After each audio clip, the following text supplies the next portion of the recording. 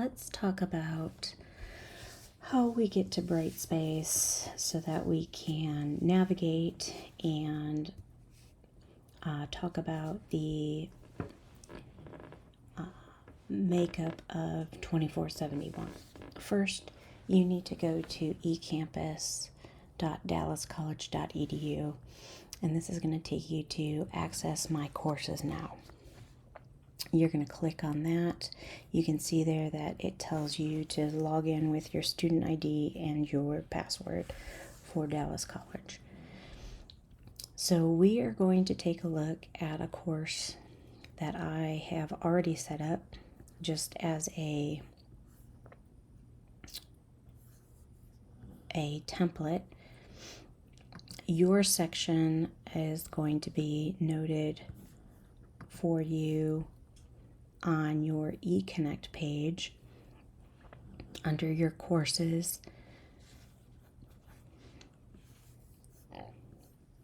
Which will be important to have. But as you can see here, I had my main menu, I selected my course, and this is how it is set up, okay? You'll have announcements over here on the right hand side, and then you'll have these little widgets. I don't like to use them personally. I like to use content, so anytime you ask me how to find something, I'll probably always direct you to content. So we'll go ahead and hit content here.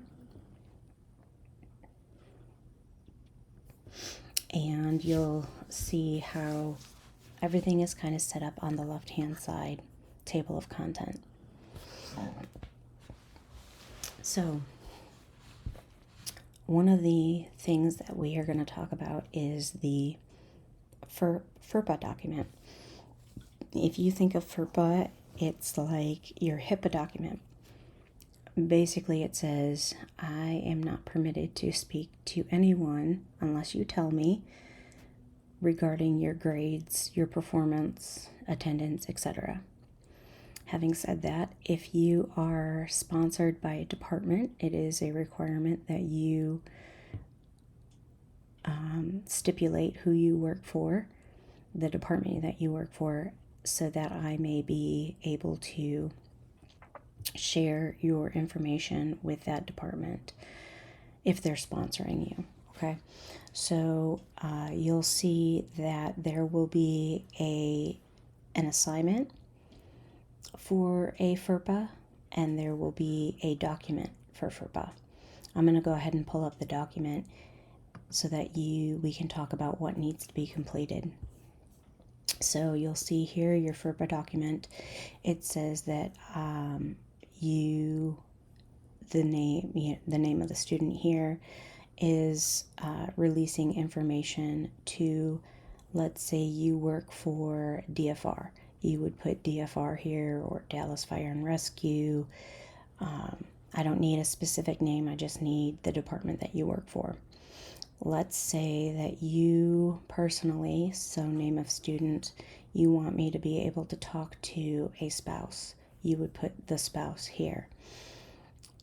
Let's say that you, name of student, are not sponsored by a department and you do not want me to talk to anybody other than you, then you would just simply put NA here. Then you will go ahead, print, sign, put your Dallas College number and date this. You can do this digitally, or you will be handed a hard copy to complete. Either way, the document needs to be put into your BrightSpace. Right now, we're going to put it in the, let's go to the table of contents, and we're going to put it in the assignment area, for FERPA, and you'll just upload that document. You can, again, do it digitally or with a hard copy. That is fine, but it needs to be in BrightSpace. It is not acceptable to email this to me. This is keeping records of everything digitally in Dallas College and the platform that they've elected. All right. There will be a syllabus acknowledgement assignment. There will be a syllabus that we'll go through, and there will be an acknowledgement page. You will complete the acknowledgement page and you will submit it into the assignment. You will have a lab acknowledgement document as well, which is going to be placed in the lab section there. And give that a second. And it's the lab safety procedure agreement. We will go through that. You will sign that, date that, and you will submit it into the assignment section as well. Again, none of these documents that you are submitting are permitted via email. They need to be in BrightSpace. They may be done digitally, or you can snap a picture of them. Doesn't matter. It just needs to be put into BrightSpace. All right, so going back over to the content here, let's go to the start here.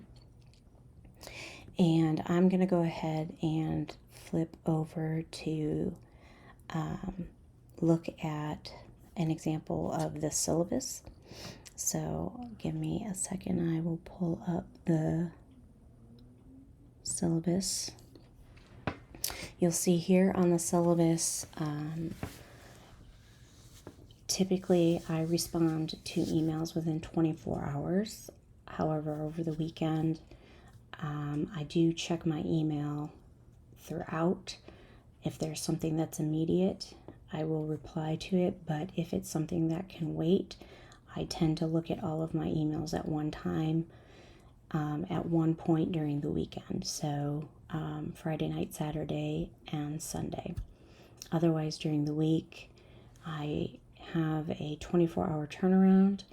If for some reason you haven't heard from me within 24 hours, a nice professional bump just to say, hey, Miss Dana, I just wanted to ensure that you received my email. As time is permitted, welcome a response. It may very well be that I simply overlooked it. It is not intentional. I try my best. I do get several emails throughout the day from Dallas College, so sometimes it may just be an oversight on my part. So a professional little bump is acceptable after 24 hours. If you haven't received an answer in an announcement or a personal email directly to you or within class time. Okay. I do not get emails through BrightSpace, so do not use BrightSpace to email me. I haven't figured it out. So your means of emailing me is to use your Dallas College email and to directly email me at this email address here. My office number, 1073. This is my personal number. If you have an emergency, you may use that. An emergency is truly that, an emergency, because I'm always going to turn around and tell you that you ultimately need to submit it into an email anyway. So my personal number is, something emergent has happened. You were trying to get to campus. You want to make me aware. Ultimately, remember that you will need to turn around and submit an email. But a, quick phone call is acceptable. My office hours they're gonna vary because it's really more about what do you need. If you need to meet with me one-on-one, if you need to meet with me as a group, I'm happy to do that. I request that you give me a 24-hour notice that we need to meet and have time set aside so that I can give you my full attention and I can be prepared with resources that you may need. I have met with students before class, as soon as the campus opens at 6, I have met with students at lunch. I have met with students after. I have met with students on the weekends. I've met with students after hours. I'm here to help facilitate your learning. That is what I'm here to do. But this is we've got 10 days, so office hours are kind of, they vary. So, whatever it takes. Okay.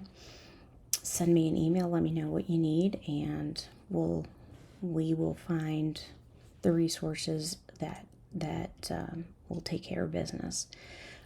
Course information. Here are your section numbers: 509, 510, 511, 512, 513. Let's just go with everybody's going to be 22509. Everybody, doesn't matter what your eConnect says, let's just go with this number.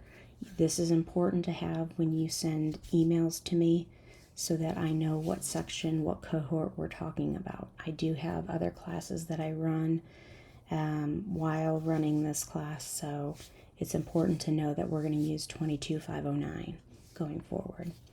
These are our dates. We, according to the course catalog, this is a 4-credit class. This class is going to require 32 hours of lab time. That is a requirement for this class. That's what makes this a 4-credit class. So we will talk about labs, but just giving you a little insight, those 32 hours of lab time cannot be made up.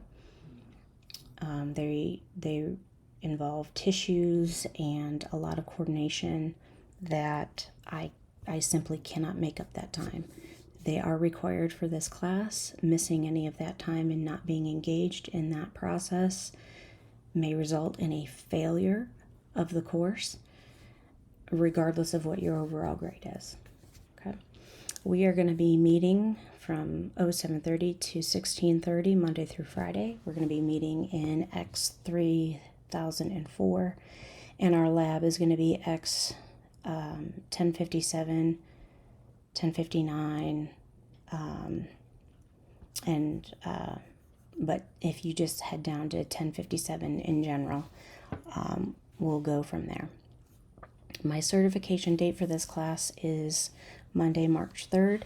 Certification means that you have submitted your documents on time, you have taken your assessments that are due, and you essentially are acknowledging that you are present, you plan to be present, and plan to complete the course. Failure to submit your documents by the appropriate time given to you will result in me simply not registering, certifying you for the course, and they will therefore drop you. So it is important to follow those deadlines.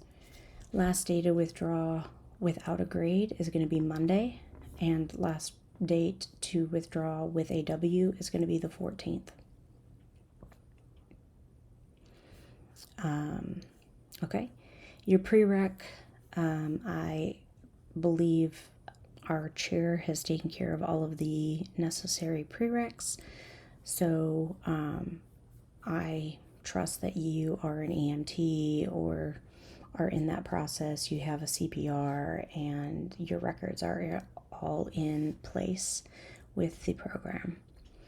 The description of the course, we do discuss all 20 chapters of the Bledsoe's Anatomy and Physiology for Emergency Care textbook. So essentially we are going to talk about how anatomy and physiology is applicable for emergency medicine, and really even just the basics of anatomy and physiology in general.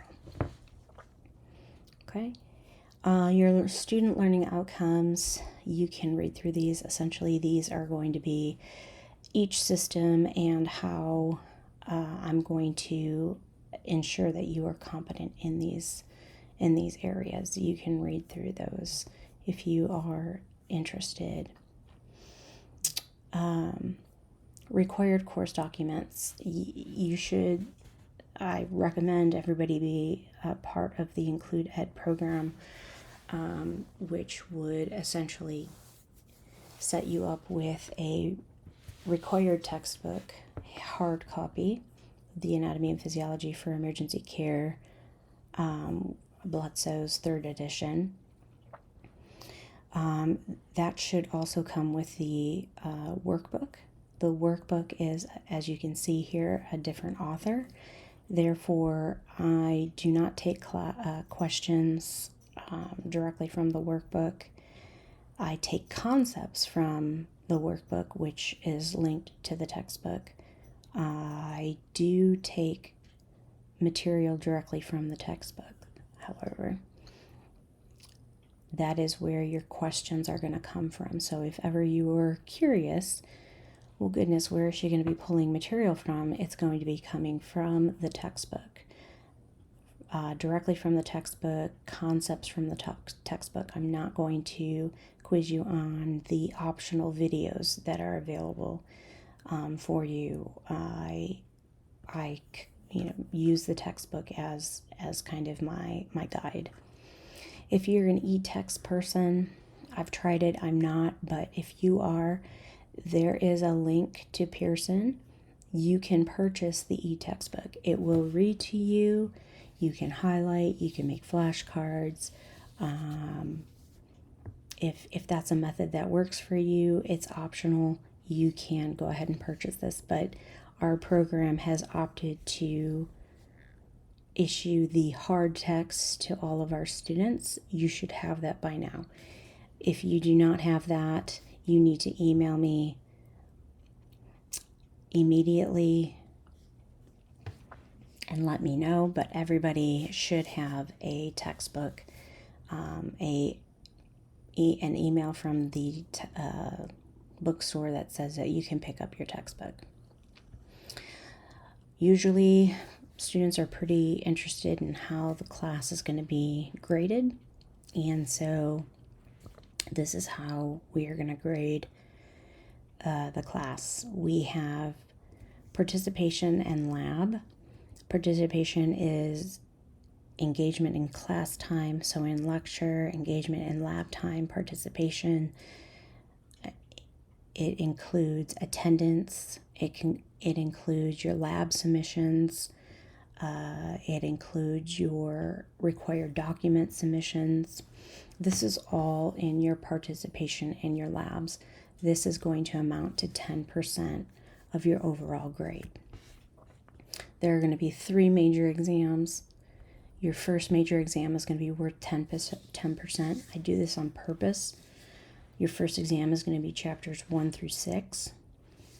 And it's your first exam. So this is an opportunity to kind of get your feet wet and not damage your overall grade. It's 10%. You can always come back and pivot. So if you do not get the mark that you were expecting or that you would like, we can turn around and we can reassess. There's still time. Also, there's only 6 chapters on Major Exam 1. Major Exam 2 and 3, there are 7 chapters. And so because of that, and because we've already had an exam and we should have pivoted if we needed to, Major Exam 2 and 3 are worth 15%. You'll notice that the final exam is worth 50%. It is a comprehensive exam. It is testing on all 20 chapters. So I recommend that we don't lose all of the work that we put in for the first few chapters or the middle, or because you're going to need it. All right. So I offer you an example of how you would calculate a weighted grading scale into points to see how you're performing and what your grade is and what it would take to get whatever grade you're looking for. grades are not rounded. Grades are whole numbers. So for this example here, we have that this is an 81.6. This would be entered into eConnect as an 81. Okay, there are no rounding. It is the whole number, and that is merely because when you start rounding, it becomes very gray. Where do you draw the line? Where is it? Is it 6? Is it a tenth of a percent? Is it 0.5%? Is it more than that? It gets too gray, so we go with the whole numbers in the course. You are required to make an overall grade in the course of a 70% or better. So the totality of the course needs to be a 70% or better. In addition to that, you need to have a grade of a 70% or better on the final. So there are two components to passing this class. This is a department requirement, and this is something that you're going to see across your paramedic studies. This is not just my course. This is across the program. So what does that mean?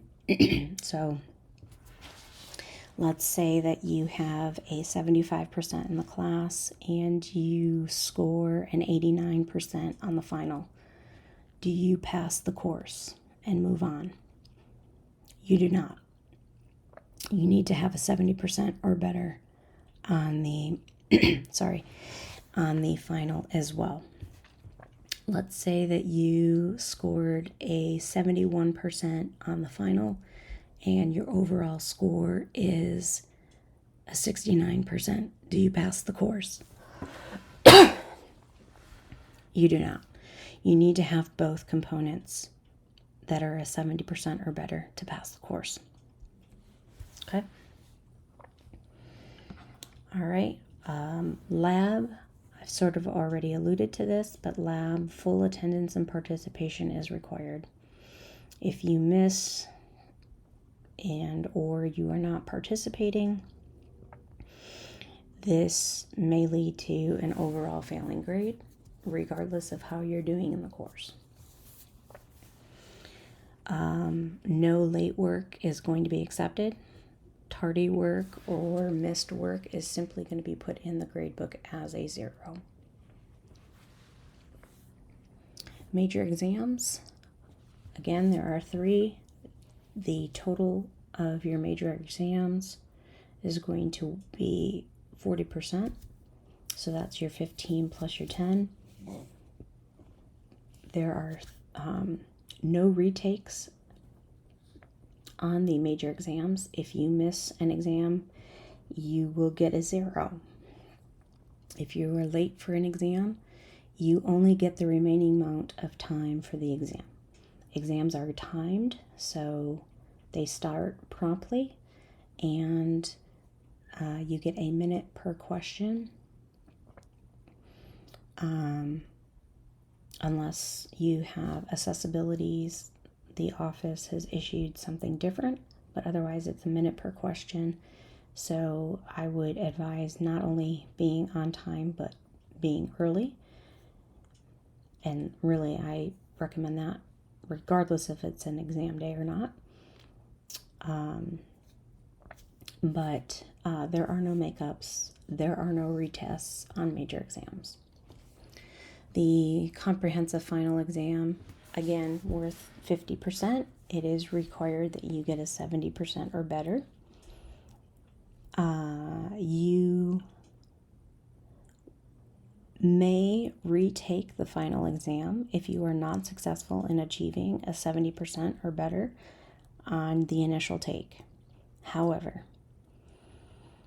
if you do retest the comprehensive final exam, I think it's important for you to know that it is a high stakes exam. There are 40 questions instead of 100, which means that each of the questions are worth more than just 1 point.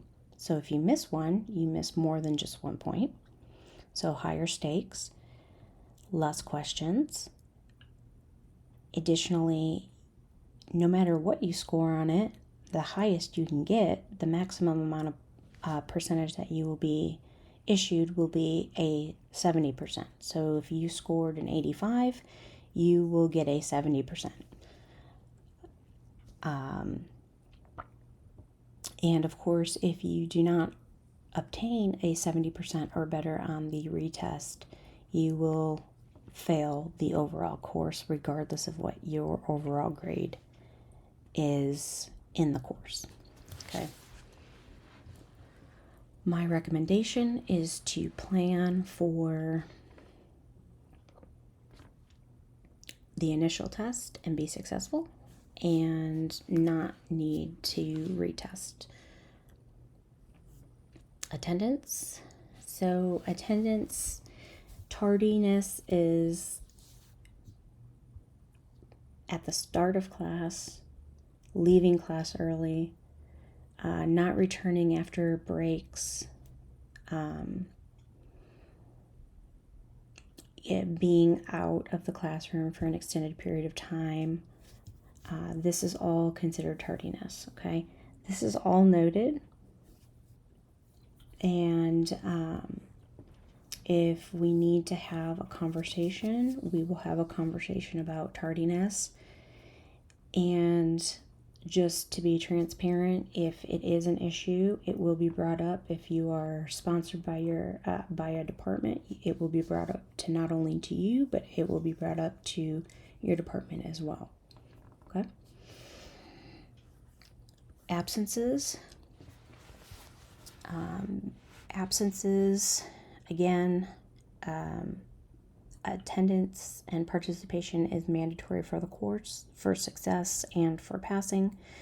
If you are going to be absent, or you are going to be late, or you need to leave early, whatever the circumstances are, that information needs to be sent in an email to myself, to David Donovan, as well as your chain of command. All three of us need to be on the same email. It is not acceptable to email just me. It's not acceptable to email just David. It's not acceptable to email just your chain of command. It needs to be all three persons. This needs to be done if you are late more than 5 minutes. This needs to be done if you are going to be absent or need to leave early. And if you're going to be absent or leave early, this needs to be done before the start of class. So if you're going to be absent, the timeline is 06:30 that email is sent out. If you need to miss class, that needs to be the day before, like 24 hours before, the day before. Failure to do that is grounds for a disciplinary and a conversation with your department if you are sponsored, and with the program as well. You need to be engaged. So again, this falls under tardiness and absences. So it's not enough just to be there. You need to be participating and not watching movies, not shopping online. And I say these things because, yes, they have happened. Ultimately, you have to remember you are responsible for your own learning. And if you are not engaged and present in lab and in lecture, then you are not successful. Ultimately, the responsibility lands on you. Late work. I don't accept late work, as I've already stated. So if you miss an exam, if you miss submitting something on time, I don't accept it. So you will get a 0 for it. It is your responsibility to manage your time It is your responsibility to manage your responsibilities and obligations and deadlines. This field requires us to be timely, requires us to be organized, and late and tardiness is just simply not accepted. Emergency communications through the college, they will connect with you through your Dallas College email. It is your responsibility to check your email, your Dallas College email on a regular basis. Announcements, emails from me, they go directly to your Dallas College email. I have no control over this. This is how Dallas College has it set up. So it is your responsibility to check that regularly. As we communicate in email, I have a communication etiquette that I expect. One of them being merely just professionalism and respect in your email, in the body of your email. Another component is that your subject line is going to include EMS P2471, your section, which we have established is going to be 22509, and the topic of your email. The topic of your email being request a one-on-one, question on diffusion, whatever your topic may be. It can be just a simple few words. It doesn't need to be a huge thing, just so that as I scan through my emails, which I keep up with, I'm attached, I've got an Apple Watch, it pops up. I like to just kind of see, is this an immediate need, or is this something that when I check my email at the end of the day or whenever I get to sit down with it, I can, pay attention to it then. You will have a Teams channel that will be set up. You should receive an email once that's created. I'm waiting for your shell to be ready to go. That should happen over the weekend. It's another way that you can communicate. I recommend checking that on a regular basis. Just remember that I'm also part of that channel, so I do expect professionalism and etiquette on that channel. So, please be mindful of that. Computer and internet. I do not have any stipulations. Really, this doesn't apply here for you specifically. Our exams are going to be issued on paper in person. So you will take your exams on your scheduled time in person with dividers, with all of your personal belongings at the front of the room. No watches, no food, no drink, number 2 pencil, a Scantron, your student ID number completed on your Scantron, and your Scantron filled out completely with your version and the details that I need you to put on there. But we will take paper exams in this course. So as far as computer goes, however you like to access your material is just fine. While I am chatting about exams, I do want to share with you that I do not return your exams. You can email me and request a 15-minute meeting with me to discuss any questions that you have pertaining to the exam or any one of the exams, but I do not return them, and that is for the integrity of the questions that are written on the exams. So if you found yourself kind of perplexed on a couple of questions, just send me an email. We'll set up a quick 15-minute session. We'll have a chat. We'll clarify, and we'll go from there. Okay? If you do have any technical issues, you can always contact the help desk. just keep me updated if, for example, you can't get into BrightSpace, you can't access something. I advise taking a screenshot of what you're seeing, the whole screen, and sending that for IT because that's usually helpful for them as well.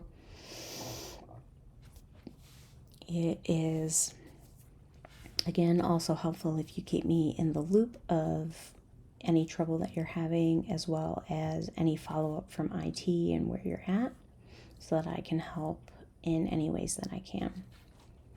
Dress code. This is a department designed policy. So you are to be pressed, tucked in a Dallas College uniform, polo, EMS pants, belt, polished shoes and boots. Your name badge needs to be on your collar of your polo shirt at all times. If you are sponsored from a department, your uniform from your department is acceptable. No hats, no sunglasses, appropriate eyewear only in the lab or in class. Again, I am not the only one that can see you, so I'm not the only one that can bring a dress code matter up, but any issues with dress code is a situation where we can sit down for a conversation. We can sit down for disciplinary. We have to remember that the community sets a standard of what we are, how we are, that we're presentable, that we are, kind of held to a higher regard, and we have to respect that and rise to that bar. That is just the standards that are set by not only our class here, our department, our employer, but also, our community. Our community, they have an element of respect for us, and we need to rise to that. So, food and drink. I don't care if you eat and drink while we are in the lecture. I do ask that you are not disrupting your classmates and myself, that you're cleaning up after yourself. We don't want any, added creatures in our class. It is your responsibility to make sure that at the end of the day, the class looks like we were not there. It is your responsibility. And if we start to have any issues, we'll just simply not allow food and drink. It will just stop. There is no food and drink in the lab. In fact, there's no food, drink, or personal material or items in the lab. You will leave your personal food, drinks, and personal belongings outside the lab. There's just not enough room. This is a safety situation, so any violation of this, you will just be asked to leave and be issued a 0 for that session. And again, lab is mandatory, and you cannot miss any part of the 32 required hours. So ultimately, you may fail the course if there's any violations. Handheld devices. During lab or lecture, there are no phones permitted, so phones need to be off. No texting. If there is an emergency, you need to communicate with me immediately so that I can help and so that I'm aware. Otherwise, your phone, you can use that on your breaks, but not during lecture and not during lab. Okay. If I do see it, I may ask you to leave. And again, anything that you miss, if it's in lecture, you're responsible for. If it's lab, it cannot be made up. All right, failure to follow any of the college policies and procedures, which you can find in these links here.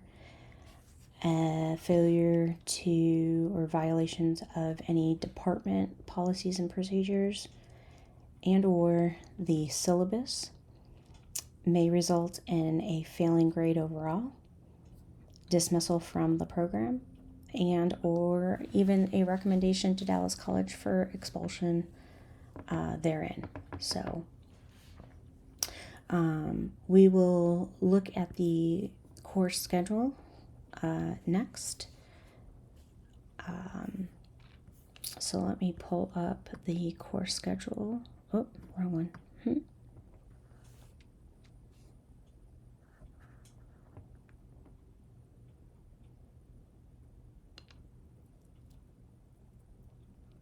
Sorry, let's pull up the syllabus acknowledgement since we are going to acknowledge that we went through the syllabus. You're going to pull the syllabus acknowledgement off of BrightSpace. You are going to print, you are going to sign, you are going to date, and you are going to upload that into BrightSpace. Okay?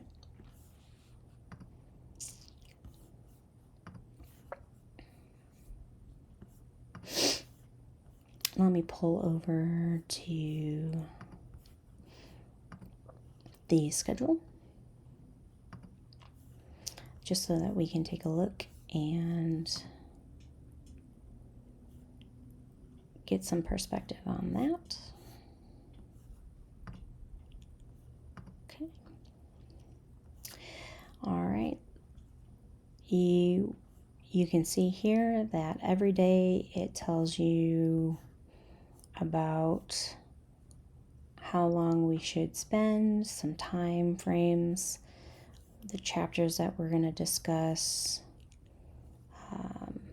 some break times. This is all basically, again, I make this disclaimer here that the schedule is subject to change at my discretion as needed. This is just kind of, again, me being transparent. I've given you the template of what I hope to work off of, but if we need to pivot, we will. It's one thing about EMS, we need to be adaptable. As you can see here, I do have homework listed for the weekend. You will be finishing up any lecture that was not finished during our first 4 hours, as well as chapter 1, and you will be working through chapters 4 through 6 in preparation for the next week, as your first exam is on Tuesday. Okay, let's take a look at the lab safety. Basically, safety first, right? So we are using good safe techniques when we're working with sharps. You'll be shown how to do that and described how to do that. Anything outside of safe handling, you will be dismissed from the lab. It is that simple. It is a safety for yourself. We work with tissues, we work with blood, and proper handling of sharps is necessary. We also work with some chemicals, so handling of those is also important as well. So you should come in, your lab should be cleaned, and at the end of the day it should be cleaned as well. So we're disinfecting everything so that we are working in a safe environment.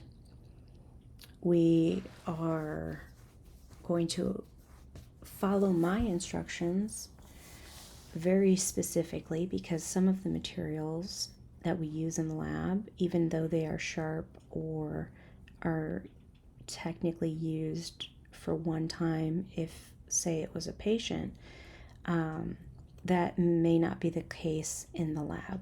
We try to reuse material for cost efficiency, so you will follow my directions very specifically. You will report any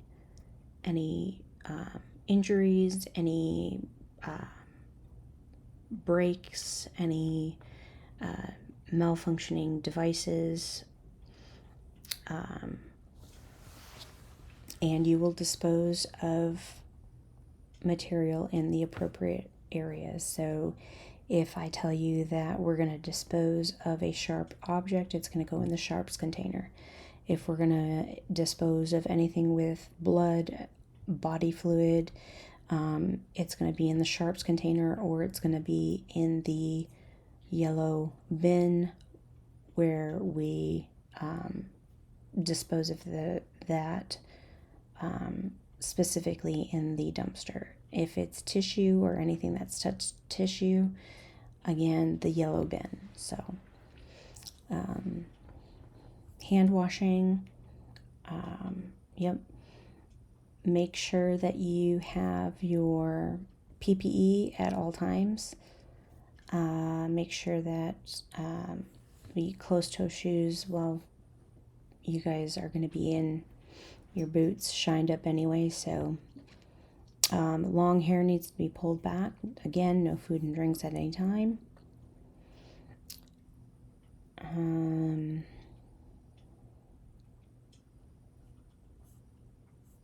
So as far as your PPE goes, you're required to have your face, your goggles or your eyewear. There will be gloves. Hair is pulled back. Nothing is hanging. Lab coat. Not a, I wear a lab coat, but as long as you have coverage.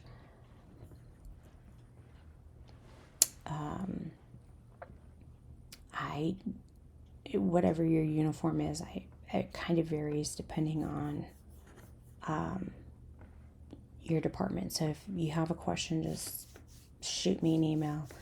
But generally, if you're in uniform, it's acceptable.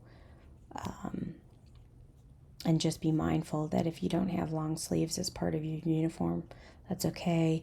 Just be mindful of reaching over and working with the various contaminants. Basically, your scalpel safety, you are not going to recap a needle. You're not going to recap a scalpel. We will show you these techniques. Anything outside of the technique that we show you, again, I'll simply ask you to leave. You're going to sign this last page, print your name, sign and date, and you're going to upload it into BrightSpace. Okay. I think that's it for the mandatory documents. All right. Let's take a look at how BrightSpace is set up. Again, I like to go to content. That kind of lists everything here. Each unit is going to be a major exam. So unit 1, major exam 1. All of the chapters are going to be in here. So within each of the chapters, looking at chapter 1, we've got our chapter objectives, our PowerPoint slides from the publisher. I don't use them, but they're there in case that's something that's a technique that you use. I wouldn't recommend printing them. It's a lot of paper and they are repetitive. Pre-quiz assessments. These are 6 to 8 questions on the chapter material that you can take unlimitedly. I do not recommend that you memorize them. That will not be helpful for you. I would use them as a way to see whether or not you are understanding the material. If you see any discrepancies in these questions, I wrote hundreds of questions. It is, it may be that you get a question and you're like, oh, I'm pretty sure this is the answer. I just ask that you send me an email and I will look at it, and if I keyed it wrong, I will fix it. You've got your key terms and summaries. So this is a document that brings together all of your key terms and tries to kind of take the objectives and kind of highlight out what's in the chapters. If you're that kind of person, that resource is there for you. Some optional videos and lectures. I do have optional lectures in the in each chapter. If you're an auditory person, you're welcome to take a listen to those. Optional visit videos. Those are going to be typically on topics that I feel students struggle with more than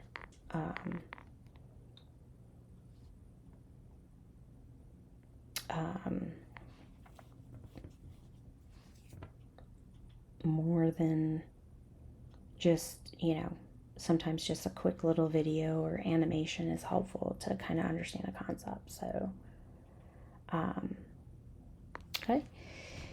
And then I used to have the textbook scanned in here, but when we went from Blackboard to BrightSpace, it got lost somehow. So I haven't gotten the book back scanned in there, so that isn't applicable.